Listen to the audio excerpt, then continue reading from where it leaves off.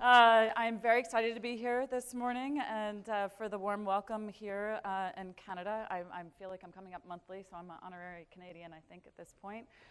I wouldn't be here without Heather McLean and Tyson Johnson. Thank you so much for bringing me here, and their staff has been just absolutely amazing.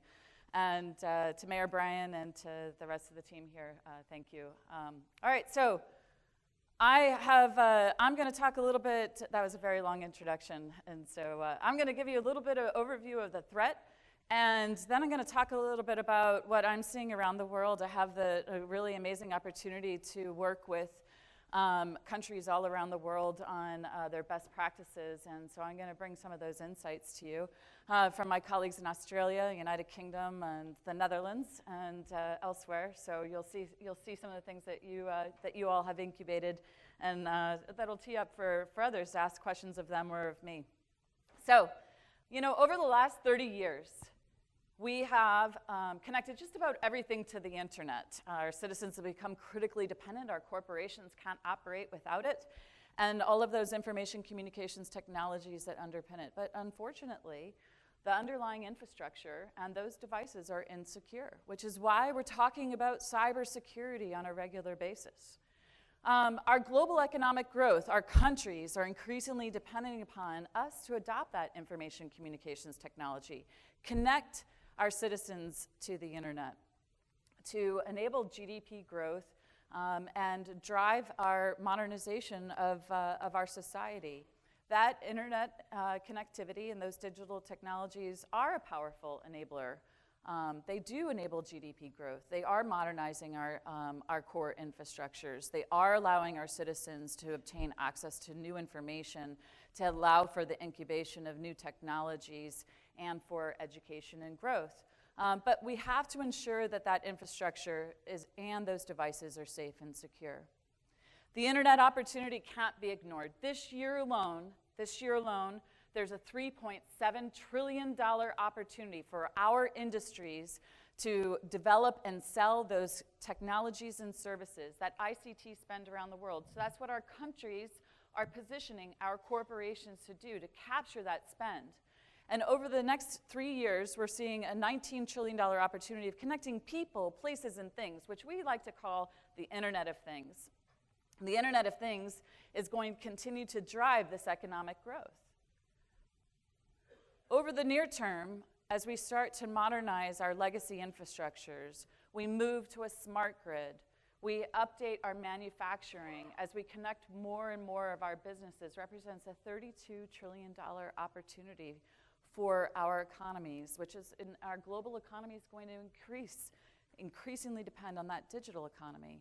As we connect our citizens, we think that that's going to represent GDP growth. And today, right now, the digital economy represents 7% of GDP. In the Netherlands, it represents already 25% of their GDP. And there's estimates that say that around the world that our GDP is going to be at least 25% of the digital economy by 2025. We are going to continue to connect to the internet and continue to sell these internet-connected devices. But unfortunately, the economic opportunity that we've been promised is at risk because we're seeing much more crime and fraud and activism and espionage and disruption of service and destruction of property because we're taking advantage of these insecure devices that are proliferating all throughout society. I'm going to talk a little bit about this. The malicious cyber activities are increasing in volume, velocity, and variety. And I could update this map every single morning. So could most of my colleagues in this audience. And you wake up in the morning, I wake up in the morning quite early, and I'm looking at the news roundup of how many patches were released today against these critical products? How many breaches happened today? What was the disruption of service? What was the destruction of property? What is the things that people are worried about the most? The alerts that we have to actually address and why we need a cybersecurity workforce to drive this. And the problem that we've got is we've allowed the marketplace, the ICT marketplace, to deliver us flawed products with the principle that we're going to field it fast and fix it later. In fact, we're going to fix it every Tuesday, right? Patch Tuesday was actually one of the things that was created because I'm going to get it to market fast and I'm going to fix it later.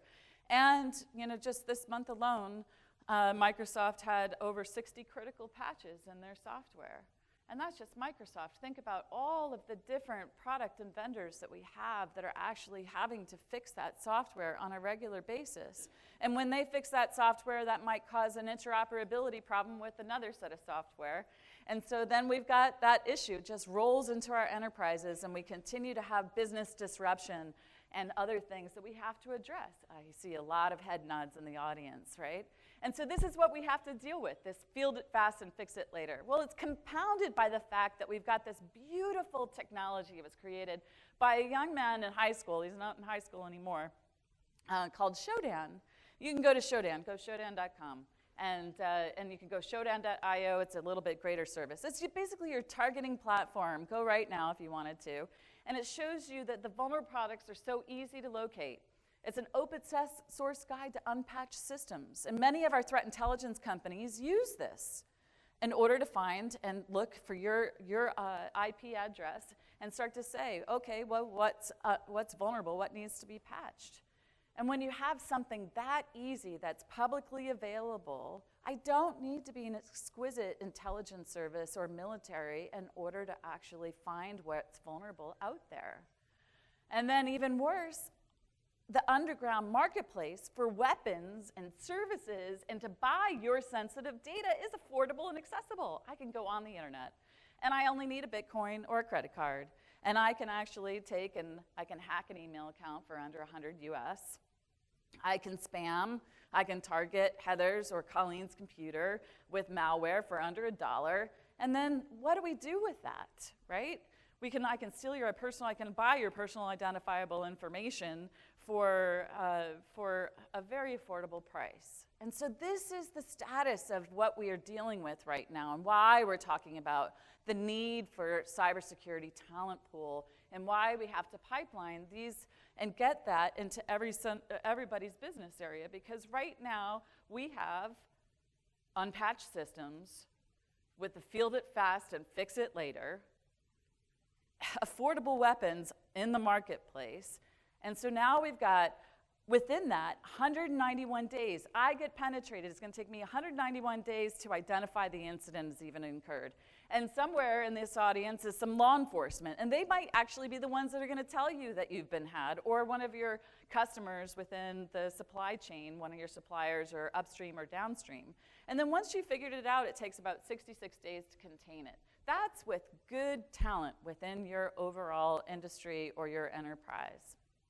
I'm going to talk about a few incidents because I think that's really important. In last May, we're a little past the 1-year anniversary, we had a pretty significant ransomware attack that affected 150 countries around the world. It was called WannaCry. WannaCry went after a Microsoft vulnerability, believe it or not. Actually, many of them do. And then the patch was actually available on March 15th. So one would say, well, why didn't all these enterprises patch after March 15th? Well, not anybody really didn't know that it was a critical patch. The patch came out among 40, and how are you supposed to discern that it was an emergency patch and that this needed to be fixed? So the WannaCry, not only did it affect industries, almost every vertical industry in 150 countries, it had significant impact in the United Kingdom, which perhaps my colleagues will talk about.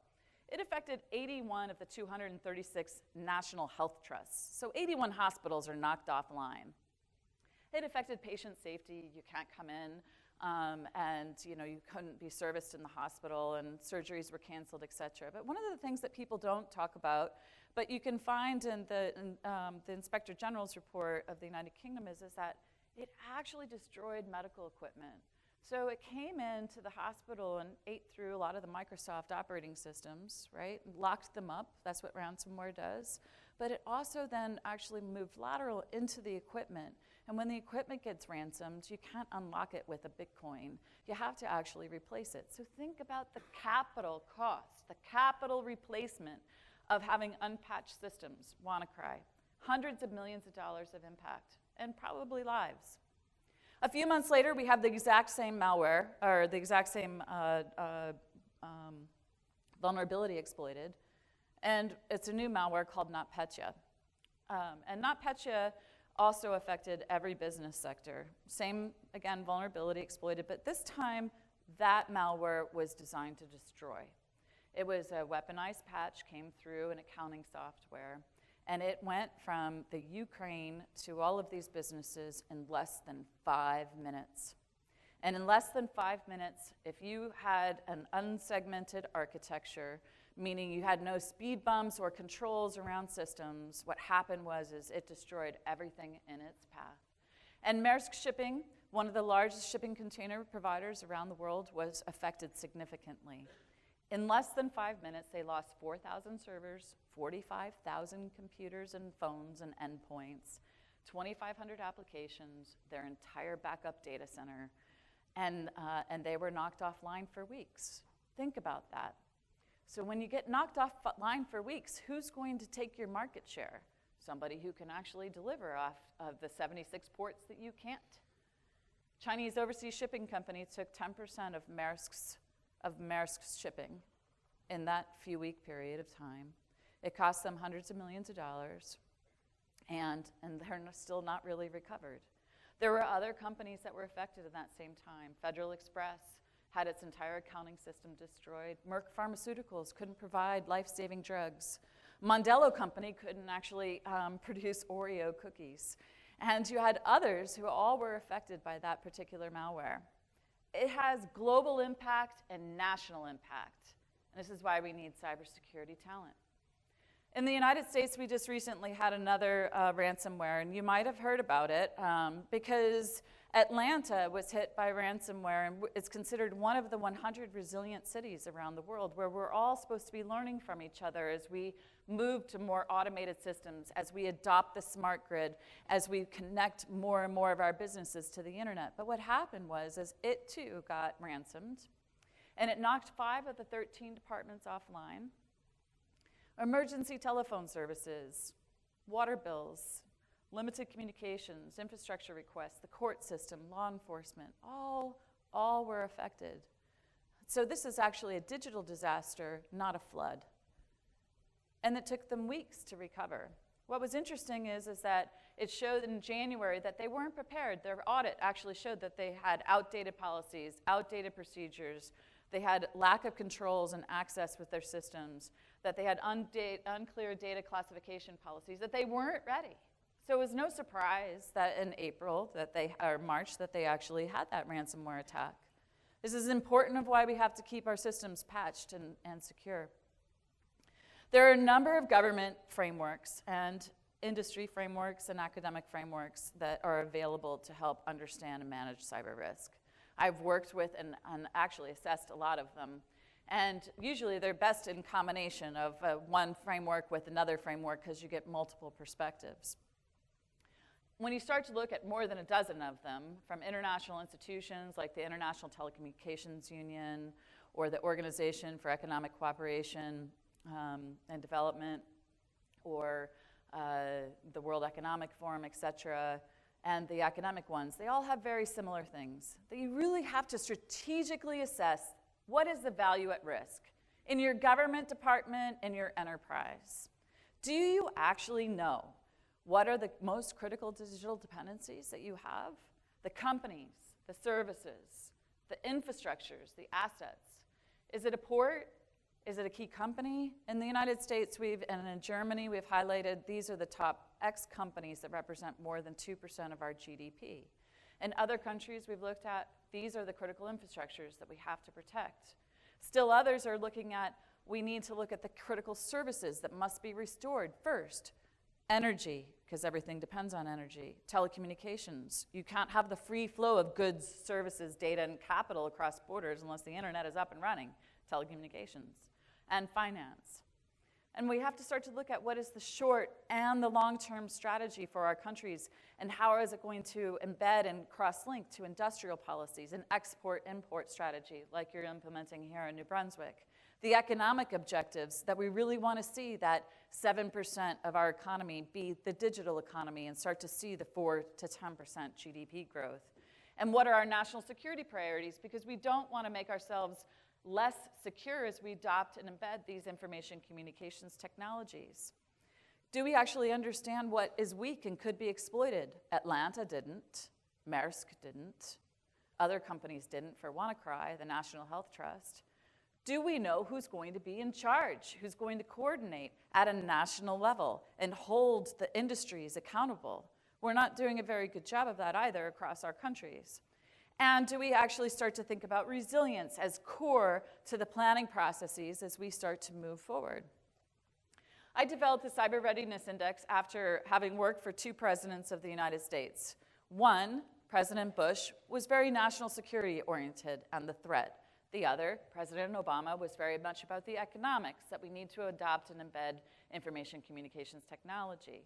They both were right, but neither one of them balanced the priorities of the economic needs of the country and the national security mandate of the country. So having brought that together, I developed a framework for cyber readiness. And the first one was published and launched in Australia many years ago. And the second one I updated that had 7 key components. What is the national strategy, and is it married with an economic strategy? Does the country have an incident response capability? Is there, and have the laws been harmonized, and how are we thinking about law enforcement? In the United States, we have more than 80 laws that had to be updated for the digital age that we identified for President Obama. Only 2 have been updated in the last 10 years. Are we thinking about information sharing of government to industry, industry to government, governments to governments, and industry to industry, and the totality of information sharing needed to make sure that we understood the threat? The investment in R&D and education and training and capacity and awareness building across our countries. The need for harmonizing our diplomacy and trade. And then finally, is there a national capability for defense and crisis response? I'm not going to talk about this very much anymore, but we've looked at 125 countries. There's 9 deep profiles actually done. Canada is not done because I'm waiting for Canada's strategy to actually come out, and Colleen assures me that it might come out in the next few weeks, and I'm hopeful. I saw the budget and have done that analysis. The methodology is publicly available in all 6 UN languages, and I would encourage you to take a look at it, and there's, as it was introduced, there is an enterprise version. So, what does it mean to be cyber ready? I've been around the world, and I'm going to talk about some key things that I've seen. We need to harmonize the 2 metrics of growth and insecurity, because if we don't actually invest in the security, our insecurity is going to be a tax on growth, a minimum of 2% of GDP for the countries that are measuring it. So when I start to look at our citizens are not ready for the challenges of a digital future, but we have a lot of really good programs that we can learn from around the world. Those that are looking at raising awareness, those that are looking at unique skills development, those that are developing and creating unique learning environments. We've got some really cool incubators around the world, and we've got some competitions like we're going to be launching tomorrow. So I want to just go through a few of these, because you may not be aware of them. Some of them you might be aware, some of you might actually be the person who led it. So if you were the person who led it, they're great stuff. All right, so art and comic books and science fiction. I just have 4 examples. So in the United States, at our military academy, there's at the West Point, it's our Army's military academy, we have the U.S. Army Cyber Institute. And they've developed really cool science fiction stories. There's 4 of them that have been launched right now. And they're graphic novels to help educate on the cyber threat. And they illustrate the dangers of the emerging technologies, artificial intelligence, cyber insecurity, and the like, and helping our soldiers start to prepare for cyber warfare, and explore and learn about those emerging technologies, demystify the technology. Dark Hammer and Engineering a Traitor are just 2 of the 4, but these are publicly available. In the Netherlands, GFCE, a colleague of mine here, they helped launch DigiDuck, Digital Duck. It's like based on Donald Duck from the Disney character from the 1950s. And it's a comic book dedicated to kids. I've actually given this to all of my nieces and nephews. And every time I go to CGFC EU, the Netherlands, I grab some more and I give them to my friends. And the stories weave advice about the internet and social media safety and the like, how to stay safe online, which is part of a lot of our national awareness campaigns. How do we stay safe online with our kids? It's sort of the former of when I was growing up, it was danger, stranger, and these other things. And now you have to understand what a stranger is online. DigiDuck is quite effective. In Japan, they've got this really cool poster scenarios that they've got in the subways and elsewhere, and they use this for their national awareness campaign. And it's based on Ghost in the Shell. And they're fighting cyber crimes, because cybercrime is one of the biggest challenges that they have in Japan. And then the Diplo Foundation, which is Switzerland and Serbia-based, have developed these really cool postcards that you can actually get on Twitter or Facebook and personalize and send to your friends.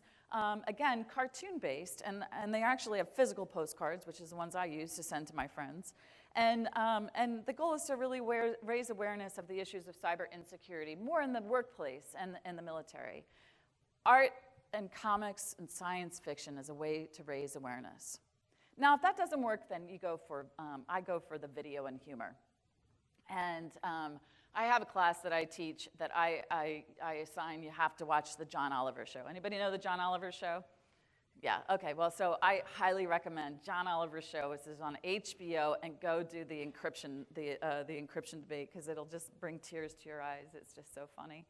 At any rate, so when you start to get, now this is harder, this is 17 minutes of humor, usually on a really hard topic, whether it's the Equifax breach or encryption and the FBI versus Apple. And it takes complicated and controversial subjects, and it brings about both sides of the debate and in a way that you can understand it. And it's very effective, certainly for senior policymakers, to try to get an understanding of what's going on. And I had a friend of mine who gave us a challenge of, what would be the top 20 topics you would give to John Oliver on cybersecurity? So I give you back that challenge, the top 20 topics that we need to actually raise awareness on these really tough technologies and the debates that we're having in our public and private space. There's another one, a ChildNet International. It's a UK nonprofit. And it's dedicated to providing educational materials to teachers, but it's now getting ready to run a film competition for kids 7 to 18, short films, 3 to 5 minute spots that would be about internet safety. And again, it's giving the materials to teachers so that the teachers can normalize it in the K through 12 system. And then one of the recommendations I had for President Obama, back in the United States, we had this Disney, Schoolhouse Rock. Anybody have watched it?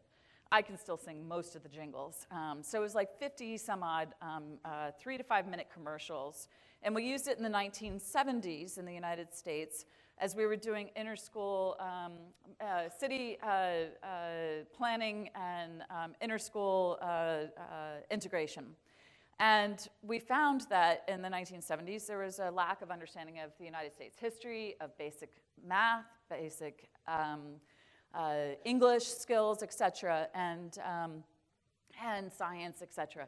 And so what we did was we developed all of these really cool jingles with the topic. What's a conjunction? How does a bill become law?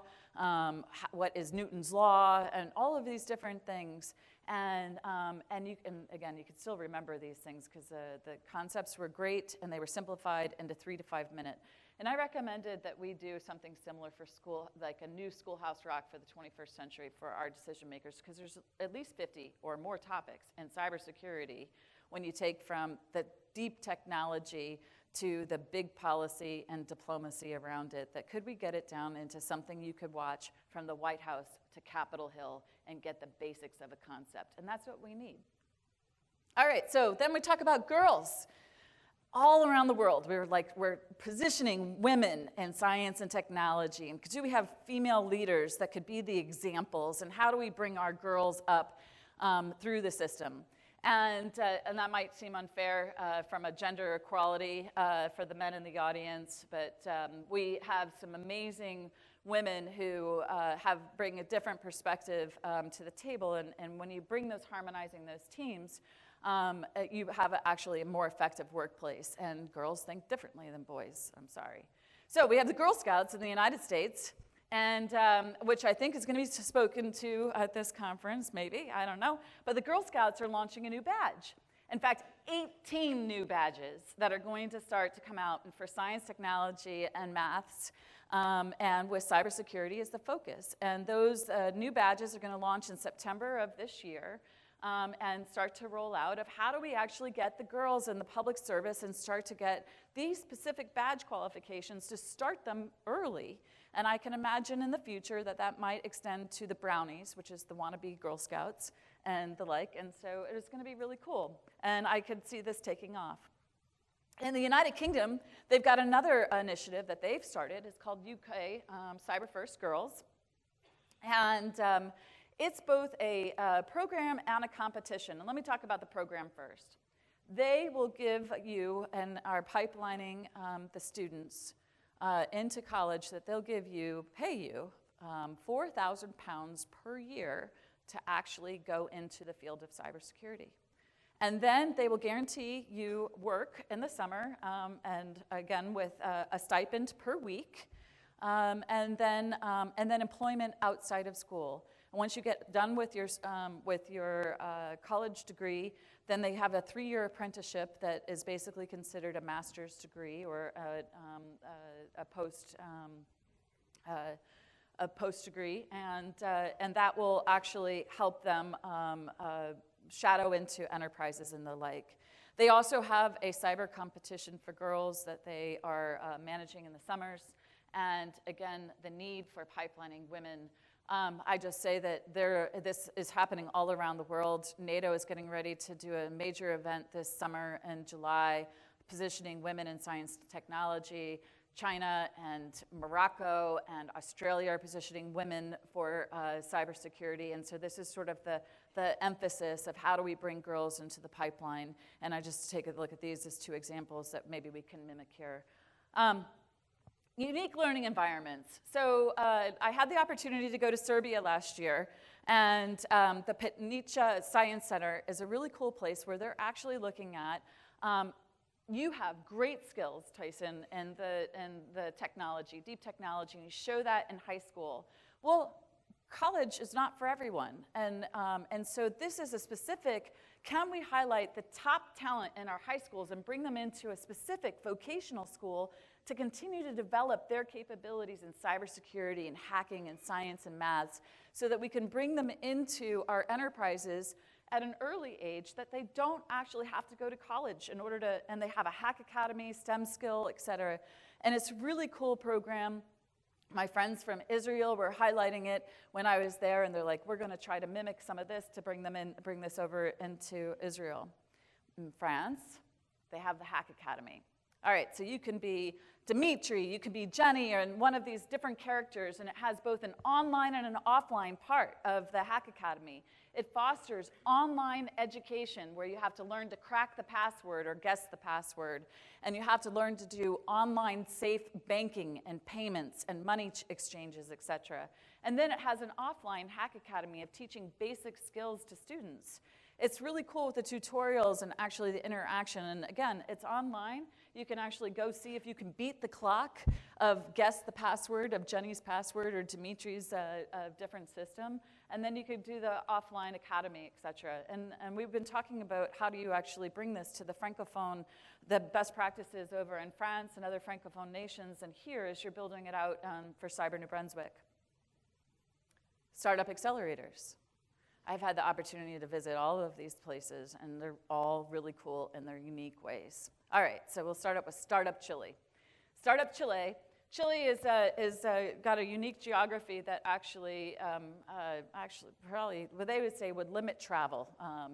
And Startup Chile is really an import strategy. We want to import all these really cool technologies and create this incubation to actually introduce our citizens to the world. And so they created a Startup Chile through their economic development program. I'm going to bring all of these individuals who have these startup ideas. We're going to put them in this hive, basically. We're going to give them a free visa and free housing for the next 6 months. And what do they get? What do they have to give us in return? Lectures at our universities. They have to actually teach our enterprises about these technologies. And what happens is a lot of those technologies hit it big. They get bought by some of the companies, or they actually stay in Chile. And so now Chile's got an export strategy. They got technology that they can bring out. So import the talent and import the rest of the world to Chile, and then export cool technologies. It was really interesting to see it. It's one of the highly successful startup communities that then was modeled after India. They went to Chile and they said, this is really cool. And so we have the 10,000 startups and the Startup India that's actually at the provincial level, just like here that we have for the Spark in New Brunswick.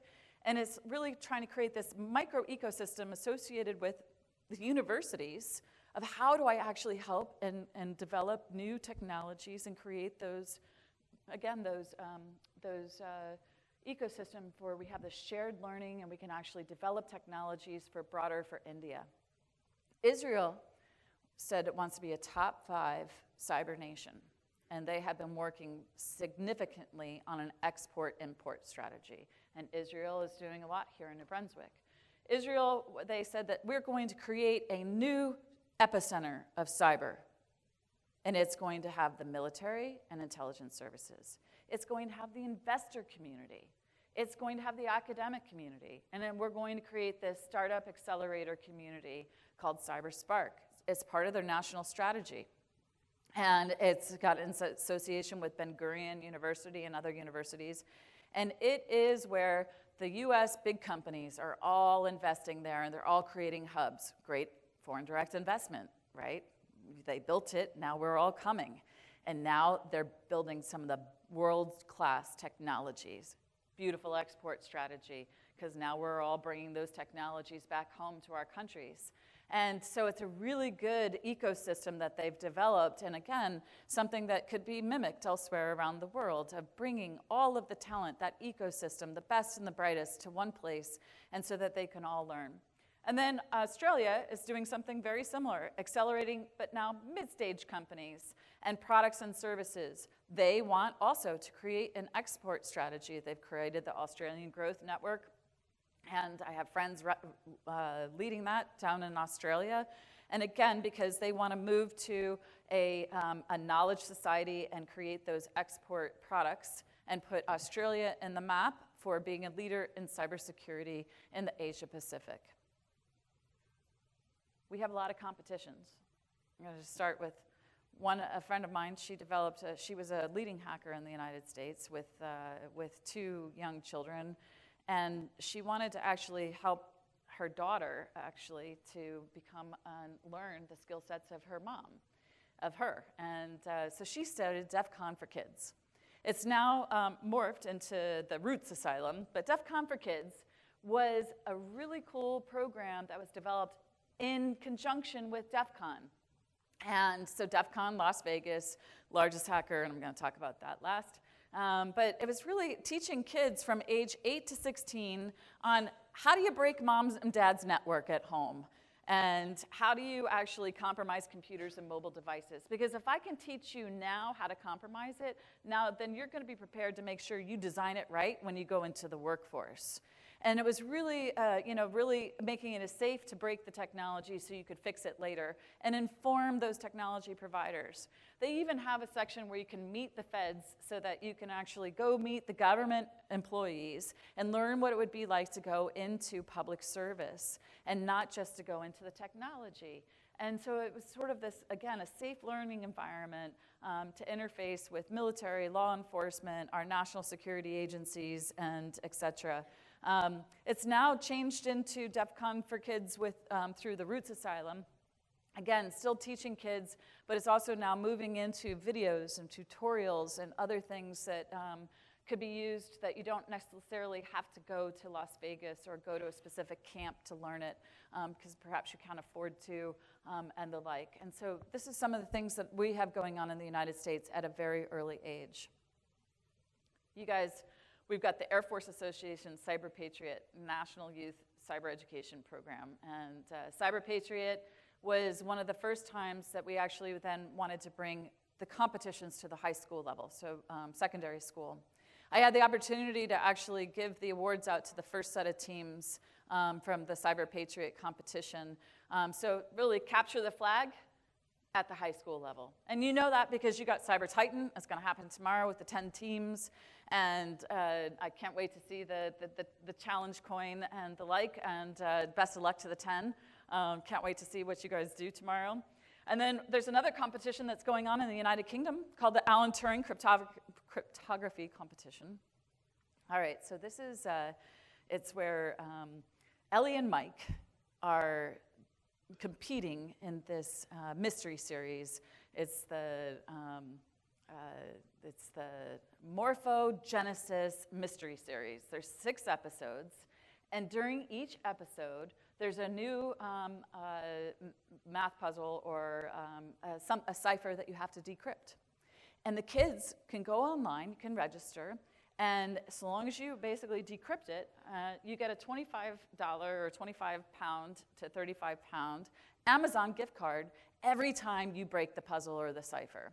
This kicked off last December and is going through. It's been 6 episodes. Again, you could log on and you can start to see it. But it's a different way of encouraging the competition and skills development in the secondary schools in the United Kingdom. All right, and then finally, we have these post-secondary educational venues. We have DEF CON, the most famous of the hacker, capture the flag, go to Las Vegas. It happens usually the first weekend in August. And it's where corporations and universities from all around the world come together to do a capture the flag and demonstrate their technological prowess. DEF CON just actually launched for the first time internationally last week in China. They had 1,200 participants in China actually showing their capabilities and was partnered with one of the key companies there. DEF CAMP is in Eastern Europe, hosted in Romania. And in Romania, you can learn about steganography, it's another hack academy, and all of these different things. And it's teaching cybersecurity professionals in a place. They also have a capture the flag scenario, real world scenarios, and developing is considered one of the best in the regional hub area of developing skill sets in that region. In Asia, they're doing a different set of educational programs of trying to teach boards of directors and management of enterprises, leading them through what is a bad day, a cybersecurity bad day. Like you had a Maersk day and you had lost all your capital equipment in 5 hours. Or you had a WannaCry day and you've got all of these things, systems or ransomware. Or you're in Atlanta. How do you actually manage through and lead through a stressful environment? Does everybody know what the crisis response and disaster recovery strategy will be for a digital disaster, not just a natural disaster? And then, again, back to the Army Cyber Institute, they are running, in the United States, are running these really interesting national exercises with local authorities and our National Guard. And we've got one of these competitions coming up in the city of Houston in July, where it's going to work on industrial control system vulnerabilities. So what happens when oil and gas gets attacked and it gets brought offline? Or what happens when an industrial control system gets hacked and the power grid comes offline? Can you think through it of local authorities with national authorities in a simulation that will help everybody learn and be able to restore services quickly and start to build resilience into the planning processes? These are just a few of the things that are going on around the world to become cyber ready. Right now, no nation is cyber ready. But we've got programs like today in New Brunswick and bringing all of you together that are helping everybody learn from each other, and we can adopt these best practices because it's not going to be solved overnight. It's going to be each person and each entity working together to move a mountain, and we're each taking away our own stone or bringing to the table our own expertise. And it's only through working together and learning from each other across borders between private and public sectors that we're going to actually start to change the path of our insecurity and start to move toward cyber resilience. Thank you so much for the honor to be here this morning, and I'd be happy to take your questions.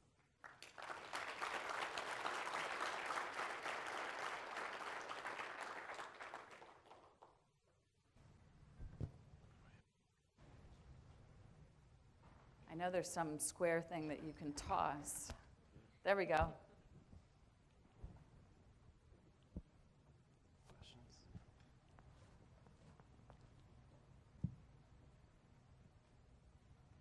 Oh, come on.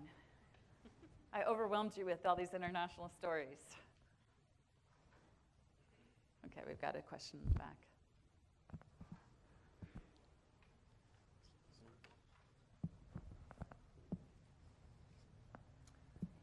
Thank you. Hello. Dave Cole from Mohawk College in Hamilton.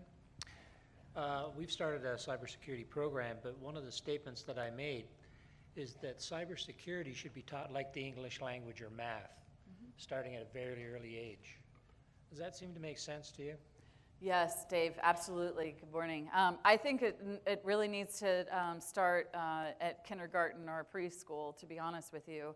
If we're going to give our toddlers an iPad to watch their Disney movies or your cell phone to keep them busy while you're driving, etc., we need to actually start to teach them some of the basics of security and or safety and the like. I actually, when my boys were in elementary school, we had a mandatory, the kids were mandated to bring thumb drives into school. And I was like, well, that's really silly. And I had to write a letter to the school board and have to talk to the principal. And they're like, well, you know, this is really important so that they can bring their homework home or they can bring their homework back to school. And I said, yeah, well, did you know that malware is transferred and viruses are transferred on thumb drives? And, you know, it's basically the same as, you know, as basic hygiene. While the school's computers might be fine, it doesn't mean that the home computer is fine. And it's a good way to actually transmit, you know, infections from house to house and from school to school. So I think it's really important to actually start that raising awareness of, you know, it's really quite easy to compromise things. So can we first not field stuff with the principle of fix it later, and then second, start to teach everybody how they can fix things at the beginning and with the basic building blocks starting in kindergarten or earlier. Thank you. Another question, is your material going to be made available to us? Yeah, this is, I think it's even being videotaped, and I'm sure, hopefully, somebody's tweeting it. So, yeah, I can certainly make this available. I did a lot of research for this, to just bringing all of my field work into slides, so I'm happy to make it available.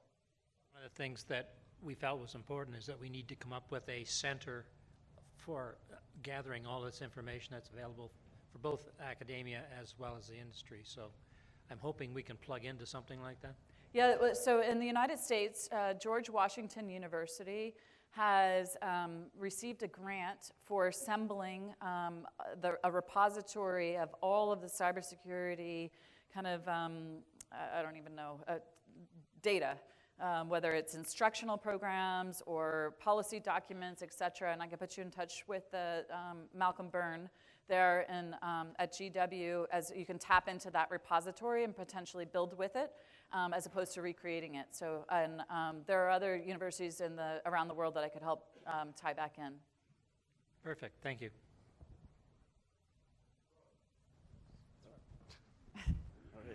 And it works, we test. Hi, Melissa, thanks for your presentation. My name's Nevin Marquardt, and I'm a cybersecurity student at Brown University. I was wondering if you might comment on the state of education in the boardrooms of America, and whether you believe the day will come where board of directors will be required to actually identify a member as a cybersecurity expert. Thank you for your question. So yes, I do believe, so what is the state of the boardroom? Well, the boardroom really doesn't get it yet, that they've got a digital business and it's a risk that has to be managed just like currency risk and geopolitical risk and other things. And I do a lot of work with boards of directors right now, and I've got a program at Columbia University that we're getting ready to launch on board of director education. So do I believe that there's going to be a requirement for a director or multiple directors to be conversant in cybersecurity or what I would say digital risk? And yes, because the Security and Exchange Commission for all public companies has said that this is now a reportable criteria in your SEC public filings. The state of New York has passed a law that all companies that want to do financial services in the state of New York, international or domestic, all fall within a compliance regime that have to have about 22 different things that they do, which also have to be attested to, just like SOX compliance or accounting integrity, that the CEO or a board member has to actually attest to the integrity of the controls that they have for digital risk. The Federal Communications Commission and the Federal Trade Commission in the United States all are requiring that. And the European Law General Data Protection Regulation that will go into effect in just next week on the 25th of May also is going to require attestation of the controls that you have for data privacy and protection. So absolutely, if you want to actually have ensure that you have met the requirements of these regulators and these laws, you're going to have directors who are conversant in digital risk and can help management and assure that management is placing those controls and managing that risk according to the shareholders' requirements. Hi, my name's Carrie Nee, and I'm with a company called Educode. We're focused on trying to help school systems teach computer science. And that's my question to you is, to teach cybersecurity, you first need a fundamental understanding. Kids need to understand about computer science and coding and in order to create these new technologies. And in our school system, most of our teachers today don't have a fundamental understanding of computer science.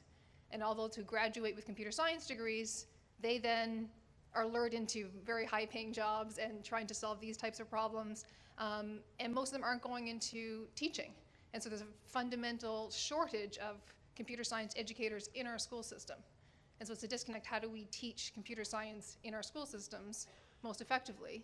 And that's what our company's kind of focused on. I'm wondering if you have insights into new movements, new solutions, new ways of how to tackle this.